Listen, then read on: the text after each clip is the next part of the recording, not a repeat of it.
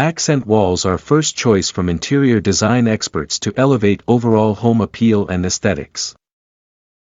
It is always a common practice to refresh a room with decor and other elements, but nothing will have as big impact as a room that already has interesting features built in the walls.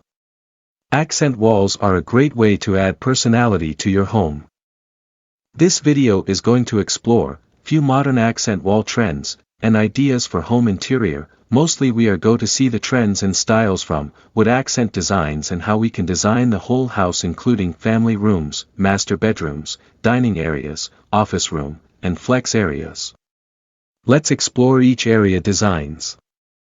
If you are watching House Talks channel for the first time and not subscribed yet to my channel, please consider to subscribe to House Talks for more interesting home interior ideas and home gardening practices.